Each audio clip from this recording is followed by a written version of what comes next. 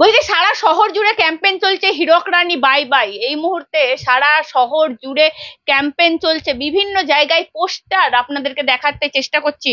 Poster চলছে, poster দেখা যাচ্ছে হীরক রানী বাই বাই। তো হীরক রানী বাই বাই মমতা ব্যানার্জির উদ্দেশ্যেই কি তারা এই কথা বলছেন? আমার সঙ্গে রয়েছেন বিশিষ্ট আইনজীবী কৌস্তব বাগচি। সব থেকে বেশি বাংলা থেকে যাকে তাড়ানোর ইচ্ছা, যার বেশি তাড়ানোর ইচ্ছা তার জন্য তার মাথার এই অবস্থা, সেটা হচ্ছে কৌস্তব বাগচি, যে জোরালো প্রতিজ্ঞাবদ্ধ। তার জন্যই কি হীরক রানী বাই বাই বলছেন? কেন বলছেন হঠাৎ? দেন মমতা বন্দ্যোপাধ্যায়কে উৎখাত করার প্রতিজ্ঞাটা একা আমার এই মুহূর্তে নয়, সেই প্রতিজ্ঞা বাংলার সবার, প্রত্যেকটা মানুষের প্রতিজ্ঞা এটা। এই বেকার ছেলেমেয়েগুলোর যেমন প্রতিজ্ঞা, যারা সরকারি কর্মচারী যারা ডিএ চাইছে তাদের প্রতিজ্ঞা, সন্দেশখালীদের নিপীড়িত শোষিত ধর্ষিত মা বোনেদের সবার প্রতিজ্ঞা। তো সেই ক্ষেত্রে এই প্রতিজ্ঞাটা এখন আমার একার নয়। আর আপনি যেটা বলছেন হীরক রানী বাই বাই, এই বিষয়টা এটা বাংলার মানুষজন যারা চিন্তা করেছেন মমতা বন্দ্যোপাধ্যায়কে উৎখাত করতে হবে, তো that is a part of that campaign. তো মানুষ সেইভাবে খুব স্বতঃস্ফূর্তভাবে এই ক্যাম্পেনের সাথে নিজেরা জড়িত হচ্ছেন এবং সরকারকে উৎখাত করার একটা পণ প্রতিজ্ঞা গ্রহণ করেছে। হীরক রানীকে বাংলার প্রত্যেকটা মানুষ জানে। যেরকম হীরক রাজার দেশে সিনেমাতে হীরক রাজা একটা কথা বলতো, সবাইকে বলতে হতো ঠিক ঠিক। যে প্রতিবাদ করতো তাকে কি করা হতো? তাকে নিয়ে গিয়ে যন্তর মন্তর ঘরে পুড়ে দেওয়া হতো। এখানে কি করে? পুলিশ দিয়ে জেলে পুড়ে দেয়।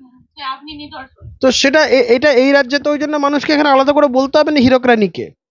হীরক রানী, চোর মমতা, এগুলো আজকে পশ্চিমবঙ্গের প্রত্যেক কটা মানুষের মুখে মুখে ঘুরছে। এই চোর মমতাটা বেসিক্যালি এই মুহূর্তে একটা প্রতিবাদের ভাষা হয়ে দাঁড়িয়েছে। চোর মমতা, চোর ভাইপোটা পশ্চিমবঙ্গের এখন লোকে ভাইপো কাউকে বললে ভাইপো বলে, এই দেখো আবার কেন ভাইপো বলে ডাকছো। এই সম্পর্কগুলো কালিমালিপ্ত হয়ে গেছে। মানুষ বাড়িতে মেয়ের নাম মমতা রাখতে লজ্জা পাচ্ছে, মানুষ বাড়িতে ছেলে হলে নাম অভিষেক রাখতে লজ্জা পাচ্ছে। আমি বলছি এগুলো একটা প্রতিবাদের ভাষা হয়ে গেছে। চোর মমতা, হীরক রানী, পিসি বলে ডাকতে লোকে লজ্জা পাচ্ছে, ভাইপো বলে ডাকতে লোকে লজ্জা পাচ্ছে। তো দিদি দিদি বলে লোককে ডাকতে লজ্জা পাচ্ছে এখন, যেরকম সম্পর্কগুলোকে এরা কালিমালিপ্ত করে ফেলেছে।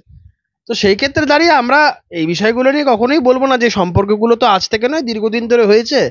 কিছু ব্যক্তি বা কিছু ব্যক্তির সাথে এই সম্পর্কের নামগুলো জুড়ে যাওয়ার কারণে বিষয়গুলো কালিমালিপ্ত হচ্ছে বটে, কিন্তু সামগ্রিকভাবে তো এই সম্পর্কগুলো কোনোভাবেই কালিমালিপ্ত হয় না। তবে হ্যাঁ, এগুলো একটা প্রতিবাদের ভাষা হয়ে দাঁড়িয়ে, যেমন চোর মমতা, হীরক রানী, তারপরে চোর ভাইপো, হ্যাঁ, তারপরে চোর পিসি, এই ধরনের কথাগুলো আজকের দিনে একটা প্রতিবাদের ভাষা হয়ে দাঁড়িয়েছে। আমি কোথায় এক জায়গায় শুনছিলাম যে চোর মমতা বলার কারণে নেত্রী নাকি রুষ্ট হয়েছেন। হ্যাঁ, ওটাই বলতে যাচ্ছিলাম। তো উনি নাকি বলেছেন যে জিপ টিপ টেনে ছিঁড়ে নেবেন। তা আমি তো বলছি যে আমাকে এর আগেও পুলিশ দিয়ে তো হেনস্থা করার চেষ্টা করেছেন, কি হয়েছে? কাঁচকলা। আবার একবার চেষ্টা করে দেখুন পুলিশ টুলিশ দিয়ে আমার জিপ টিপ ছিঁড়ে নেওয়া যায় কিনা। আবার আবার বলছি তো, যদি ক্ষমতা থাকে, হিম্মত থাকে, এসে আমার জিপটা ছিঁড়ে নিয়ে যান। আমার যতদিন জিপ থাকবে, আমার যতদিন মুখ থাকবে, আমার যতদিন গলার আওয়াজ থাকবে, ততদিন এই সরকারের বিরুদ্ধে, ততদিন চোর মমতার বিরুদ্ধে, ততদিন চোর ভাইপোর বিরুদ্ধে, ততদিন এই চোর সরকারের বিরুদ্ধে বলবো।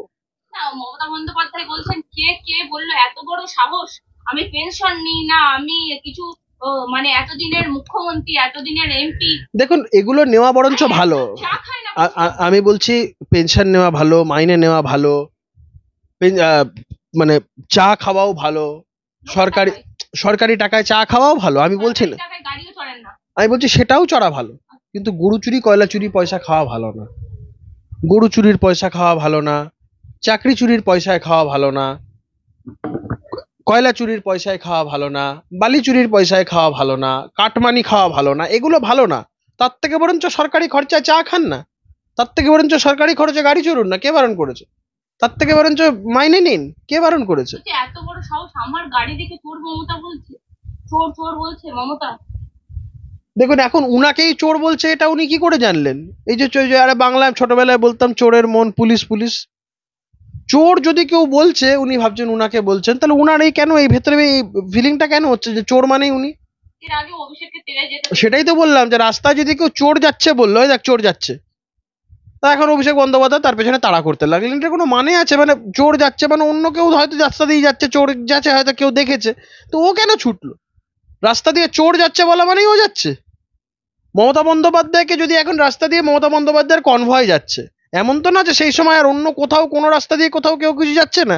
কেউ হয়তো বললো ওই দেখ চোর যাচ্ছে, তো উনি কেন নিজেকেই ভাবছেন উনি চোর? উনার গাড়ির যে ড্রাইভার সেও তো চোর হতে পারে, উনার সাথে থাকা সিকিউরিটির লোকজনেরা তারাও তো চোর হতে পারে, তারাও হয়তো কোথাও কিছু চুরি টুরি করেছেন, মানুষের কোথাও রাগ আছে সেই জন্য চোর বলছে। বা উনার হাজারো কনভয়ের মধ্যে হাজারো পুলিশের মধ্যে কোনো একজন পুলিশ কোনো থানায় ঘুষ খেয়েছে বলে কারোর উপর একজন রাগ থাকতে পারে যে ওই পুলিশটাকে ওখানে দেখা গেছে, ওই জন্য বলেছে ওই দেখ চোর যাচ্ছে। তো উনি কেন গায়ে মাখছেন?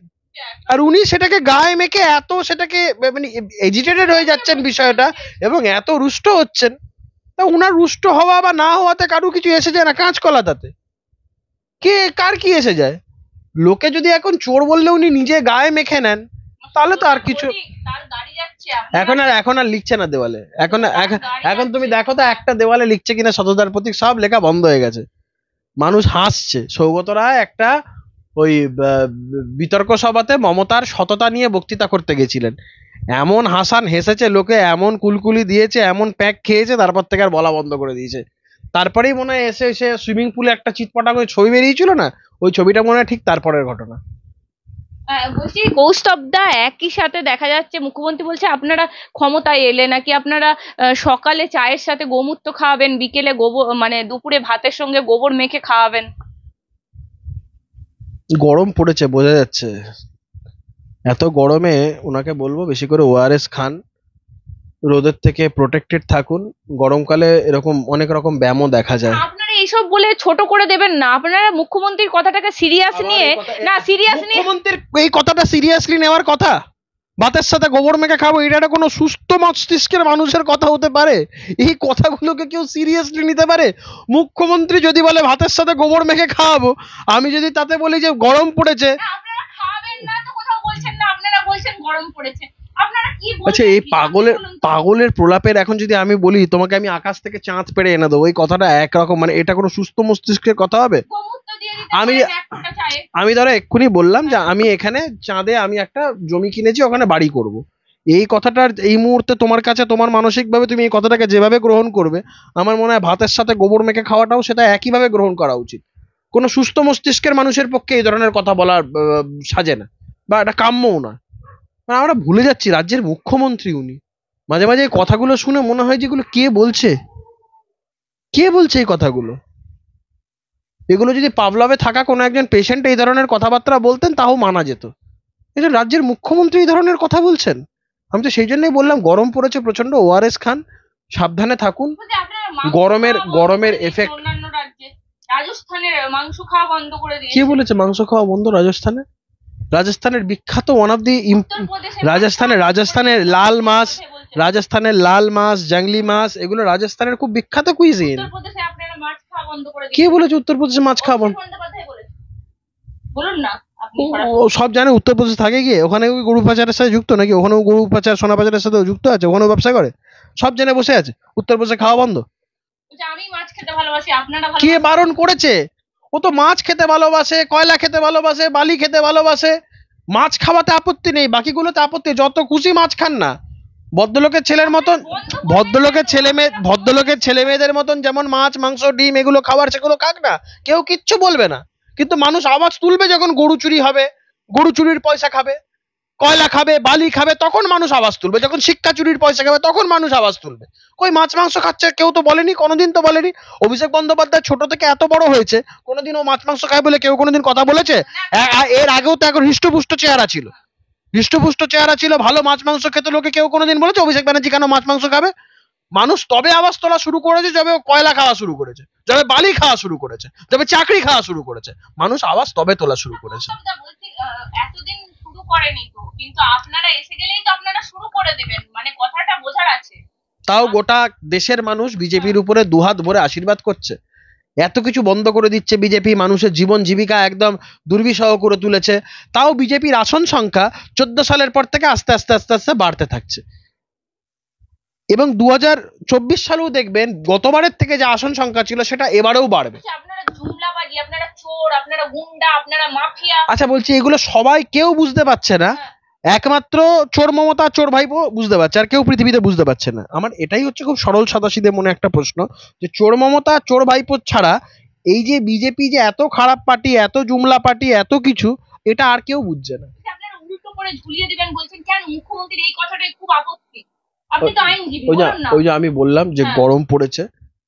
না কেন, অমিত শাহ বলেছে তো উল্টো করে ঝুলিয়ে দেবো দুর্নীতি আমি তো প্রমাণ। আবার আমি তো আবার বললাম, হ্যাঁ। দুর্নীতি প্রমাণিত সরকারটা তো না খাউঙ্গা না খানে দুঙ্গার সরকার। এরা চুরি করবে, এদেরকে ছেড়ে দেবে? দেখুন, এই সরকার এমন একটা সরকার যে বর্তমানে দুটো সিটিং চিফ মিনিস্টার জেলে আছে, কোনো কিচ্ছু পরোয়া করে না এই সরকার। যেই মুহূর্তেই সরকার দেখবে যে এখানে কেউ দুর্নীতি করছে, সে যেই হোক না কেন পার পাবে না। মুখ্যমন্ত্রী বলছে এরা এতই সন্ত্রাস করছে, এতই কথাবার্তা বলছে, আমাকে জেলে রেখে দেখ, তার থেকে আমি শান্তিতে থাকবো। জেলে রাখবে তো, এত উদ্গ্রীব হচ্ছেন কেন? জেল তো যেতেই হবে, বলছে, আমি একটু বিশ্রাম পাবো। মুখ্যমন্ত্রীকে তো যেতেই হবে জেলে। যা পাপ করেছেন, যা চুরি করেছেন, যা দুর্নীতি করেছেন, যা অন্যায় করেছেন, যেভাবে বাংলার বেকার ছেলে মেয়েদের সাথে তঞ্চকতা করেছেন, যেভাবে তাদের স্বপ্ন নিয়ে ছিনিবিনি খেলেছেন, যেভাবে সন্দেশখালীর মা বোনেদের দিনের পর দিন ধর্ষিত হতে হয়েছে এবং সেটাকে আপনি আশকারা দিয়েছেন, প্রশ্রয় দিয়েছেন, এখানে একটু কেটে মুখ্যমন্ত্রীকে এর সব পাপের সমস্ত ফল ভোগ করতে হবে। বললেই আমি সন্দেশখালী চলে যাব নাকি? ওদের কথা মতো আমার মন যা চাইবে আমি তাই করবো। করবে না তো মুখ্যমন্ত্রী, কোনোবারই তো অত্যাচারিত ধর্ষিতদের পাশে থাকেন না। মুখ্যমন্ত্রী বরঞ্চ যারা অত্যাচার করে, আমি যাইনি। কারণ মুখ্যমন্ত্রীর কাছে শাহজাহান সম্পদ, কারণ মুখ্যমন্ত্রীর কাছে যত রাজ্যের যত দুর্নীতিকারী যত মানুষজন আছে সবাই মুখ্যমন্ত্রীর কাছে সম্পদ। কারণ মুখ্যমন্ত্রী পিঠে খাওয়ার এই বিষয়গুলোতে মুখ্যমন্ত্রীও কোথাও প্রচ্ছন্ন মদত দিয়েছে। কারণ মুখ্যমন্ত্রীও তো বারংবার বলেন যে এইটা না করলে লক্ষ্মীর ভান্ডার পাবে না, এইটা না করলে কন্যাশ্রী পাবে না, সব বন্ধ হয়ে যাবে, সিএ ফর্ম করলে, আমি বলি সিএ ফর্ম ফিল আপ করলে এগুলো বন্ধ হয়ে যাবে। আসলে এগুলো তো কারোর বাপের টাকা নয়, এগুলো কারোর বাপ চোদ্দ পুরুষের টাকা নয়। এটা সরকার বা সরকারের নেতা নেত্রীরা এগুলো বোঝে না। বি দ্যাট অ্যাজ ইট মে, মুখ্যমন্ত্রীর আলটিমেটলি এই সমস্ত ঘটনাগুলোর পেছনে, এই যেমন মুখ্যমন্ত্রী বলছেন এগুলো না করে দিলে এগুলো পাবে না, ঠিক তেমন সন্দেশখালীতে যারা অত্যাচার করতো শাহজাহান এবং তাদের বাহিনী, শিবু হাজরা এবং তাদের বাহিনী, রাত্রির 12টার সময় পিঠে খেয়ে বানানোর জন্য ডাকতো। এখন যদি পিঠে না বানাতে আসো তাহলে লক্ষ্মীর ভান্ডার পাবে না। কোথায় কথাগুলোর মধ্যে খুব সুন্দর একটা মিল আছে। ব্যাপার কি, ডক্টরে করে অভিষেককে যেতে দিচ্ছেন না, আপনারা কি কোনো কিছুতেই ছাড়বেন না? কালকে তো নিশীথ অধিকারীরও তো গাড়ি চেকিং হয়েছে, এর আগে তো অনেক অন্যান্য রাজনৈতিক দলেরও হয়েছে, বিজেপির নেতাদেরও হয়েছে, তাতে কি এসে যায়? ও কে? ওকে করা যাবে না? যার বিরুদ্ধে এত গরু পাচার, সোনা পাচার, বালি পাচারের অভিযোগ, কোনো অভিযোগ হয়তো তার বিরুদ্ধে ছিল, ওই জন্য সার্চ করতে গেছে। হলদিয়া একটা গদ্দারদের জায়গায় যাবে বলেছিল অভিষেক, তাকে যেতে দিলেন না। এই মমতা বন্দ্যোপাধ্যায় কদিন আগে একই ভুলটা করেছিল, যে মেদিনীপুরকে গদ্দারদের জায়গা বলেছিল, মুখে ঝামা ঘষে দিয়েছে শুভেন্দু অধিকারী। যেটা সুশীল ধারা মাতঙ্গিনী হাজরার মেদিনীপুর, এই মেদিনীপুরের উপরে উনাদের এত কেন রাগ সেটা তো সবাই জানে। হলদিয়া মেদিনীপুরের উপর তাতে কেন এত রাগ? যে ওই কম্পার্টমেন্টাল চিফ মিনিস্টার তো এই কারণেই হয়েছিল, মেদিনীপুরের কারণেই তো এখন ওনাকে কম্পার্টমেন্টাল চিফ মিনিস্টার বলে ডাকে। প্রায় 1956 ভোটে শুভেন্দু অধিকারীর কাছে হেরেছে, এই জন্যই তো কম্পার্টমেন্টাল চিফ মিনিস্টার ওনাকে শুনতে হয় মেদিনীপুরের কারণে। তো মেদিনীপুরের উপর রাগ থাকবে, এটাই তো স্বাভাবিক। এবং এই মেদিনীপুরটা ছিল বলেই আজকে মুখ্যমন্ত্রী হতে পেরেছেন, নাহলে দিদি থেকে দিদিমা হয়ে যেত, মুখ্যমন্ত্রী হতে পারতো না। আর এই আদরের চোর ভাইপোর ওর কোনোদিন ওর বিয়েও করা হতো না, গরু কয়লা বালি এগুলো কিচ্ছু খাওয়া হতো না। ভদ্রলোকেদের বাড়িতে পুলিশ যায়, সার্চ সিজার করে। এখন যারা দেখুন প্রতিবাদ প্রতিরোধ করে তাদের ক্ষেত্রে সরকার পুলিশ লেলিয়ে দিচ্ছে একরকম। আমি যাদের অ্যাপলিটিক্যাল লোকজন ছেড়ে দাও, যাদের রাজনীতির সাথে যোগাযোগ নেই, পুলিশ কাদের বাড়িতে যায়? চোর ডাকাত ছ্যাঁচোর পকেট মার, তাদের বাড়িতেই পুলিশ যায়। তো এখানে স্বাভাবিক যে কোনো এজেন্সি, এখানে তো আর পুলিশ যায়নি, এখানে সেন্ট্রাল এজেন্সি যেভাবে গেছে, তো খুব স্বাভাবিক। এখানে তো পুলিশ তো যারা দুর্নীতিগ্রস্ত বা যারা দুর্বৃত্ত তাদের বিরুদ্ধে তো পুলিশ কোনো কার্যকলাপ করবে না। তো সেই ক্ষেত্রে সেন্ট্রাল এজেন্সিগুলোর যা কাজ, তারা একটা অভিযোগ পেয়েছে, ইলেকশন কমিশন যদি কোনো রকম কোনো অভিযোগ পেয়ে থাকে, এখানে সার্চ হয়েছে, এই নিয়ে কোনো সমস্যা নেই, কোনো সমস্যা থাকার কথাই না। কে করলো কি করলো রিডান্ডেন্ট, হয়েছে তো, কে যে করা যাবে না? ও কে, কোন কত বড় হনু? বলছি বৈশাখে মমতা, জ্যৈষ্ঠতে মমতা, আষাঢ়ে মমতা, সবাই মমতা। বৈশাখ জ্যৈষ্ঠ আষাঢ় শ্রাবণ সবেতেই মমতা, জেলেও মমতা, কদিন পরে দেখতে পারবেন। আর কি করতে পারি আপনাদের, আর কি আমার অনেক করেছেন, এত চুরি করেছেন, এত রাজ্যের মানুষের সাথে তঞ্চকতা করেছেন, এত বেকার ছেলে মেয়েদের স্বপ্ন নিয়ে ছিনিবিনি খেলেছেন, এত মহিলাদের সম্ভ্রম ইজ্জত নিয়ে ছিনিবিনি খেলেছেন।